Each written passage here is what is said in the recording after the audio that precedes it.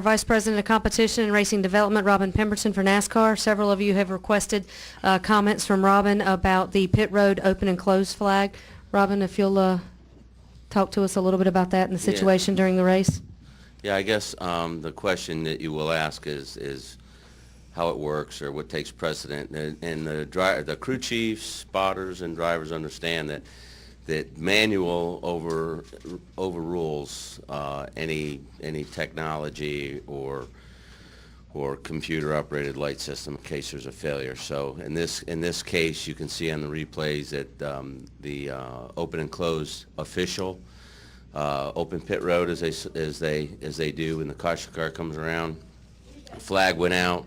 Had difficulty with the switch, or the location of the switch to turn the light on green. So we heard some of the scanners and the talk from our crew chiefs and spotters to the drivers, and they explained it to most of them understood that the manual part was the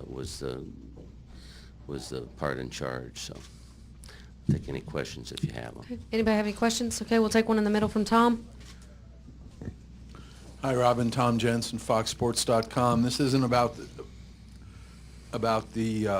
pit road, but about the tires. Were you concerned at all? Is there anything, that you guys feel like you might need to do, like reinstitute camber rules to keep the spate of tire failures? No. Over the past few years, we've been on a path to add mechanical grip, give more options to the teams. We've opened up camber rules for grip. In both the front and the rear of the car. They have a lot of tools to use if they choose to do so. But the tires weren't wearing. At some parts of the race, the tires were abused a little bit. So I guess that's why the failures. Just a quick follow-up, though. You don't regard it as a Goodyear problem? No. I mean, we've talked to Goodyear. We have asked, the competitors have asked to bring more aggressive tires, to bring tires that they need to manage and want them, and how they use them and how they get the most out of them. At this point in time, I think Goodyear is it's the same tire that we've run on in the past. We've just the car's a little bit different, but as always, we'll get back and we'll look at it. But right now, I think Goodyear's done a pretty good job with it. Robin, Brian Belansky from RPMRadioNet.com. This whole tire thing didn't sneak up on these guys. There were some indications yesterday that if they ran an aggressive tire pressure, that this could happen. Do you think the fact that they continue to try to be aggressive today is kind of born out of the new point system where the win is so much more important, and it was worth it to them to try to get that advantage? I would think that if you're in this garage area, you're paid to be aggressive, and you're paid. You want to take everything to the limit, and and we know that winning is going to trump everything this year, and I think guys are more aggressive. But when you look at it, there's some cars that were pretty good. The 24 was pretty good on long runs today, and he that I'm aware of did not have any issues, and some others did, and some others didn't. Okay, I think we have a question upstairs. Jeff Gluck from USA Today. It sounds like the answer to this is no, but was there any consideration given to giving them an extra set of tires? I know some crew chiefs were on the radio kind of campaigning for that. Yeah, there was questions for tires, but when we looked at the amount of laps left and the numbers of tires that were on the ground, we felt that it was sufficient. By our count, they should have finished the race with at least one set of stickers. Okay, one more question from upstairs. Go ahead. Dustin Long, MRN.com. Robin, a couple things.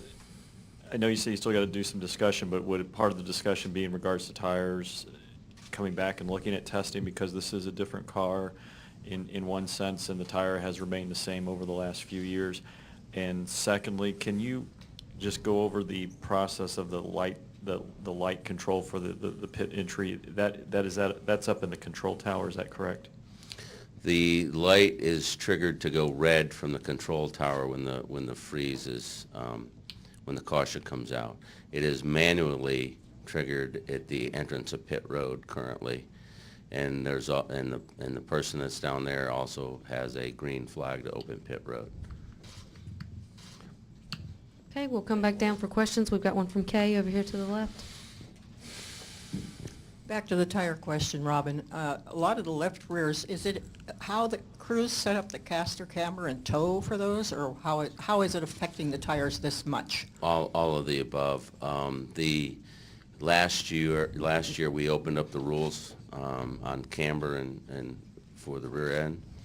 I would say that a year ago at this time, we were early in the process, and teams were probably not as aggressive as they wound up being as the season unfolded, as they got the mechanics better in their cars and the opportunity to be able to make parts and pieces live longer now. I think they're probably a little bit better prepared for that. And so if they had too much camber, they've got a lot of choices. So if they had too much and it abused the tire, that's what happens. The Goodyear Cold recommended is 22 pounds, and there were teams running as low as 14 pounds of air. Okay, I think we have 2 more questions upstairs. Go ahead. This is Dustin again. Rob, just getting back to, do you think the question about testing is if that's something that might need to be done here before next year when you come back? And because you mentioned the light switch thing, is that just a case that the person down there just didn't hit it, or it just something didn't work that time? No, back to the light, they had trouble getting to the switch, as there's a area there for the official to reach through to display the flag. He actually, according to the official, his uniform got hung in the fence and couldn't move. So, and you had another question? The testing one. As far as Goodyear test goes, they will continue to test and develop tires.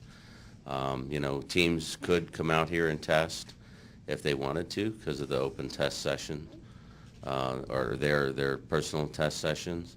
And it being that the next race is nearly a year off, I would anticipate with other things that we may have going on at R&D Center and work that we're doing, that the opportunity to come here and test is probably there. So we'll see what comes of it. Another question for the tire issue, Robin Wolfgang Monser from German Rennsport Press Agency. Personally, did you expect this kind of tire problems before this race? And question number 2, do you think that tire problem is just particular for this racetrack in Fontana, or maybe can occur also for one of the next speedways?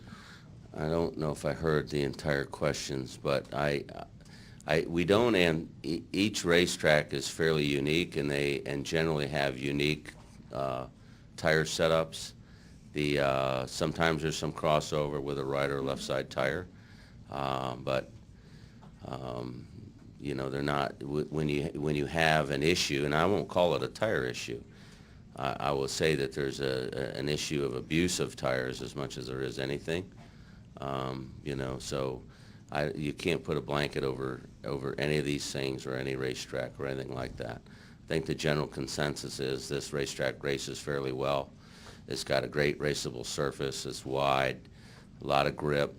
Guys like to move around the racetrack. You see good speeds on you can run on the top up near the safer barrier, and you can run on the apron and anywhere in between and pass cars.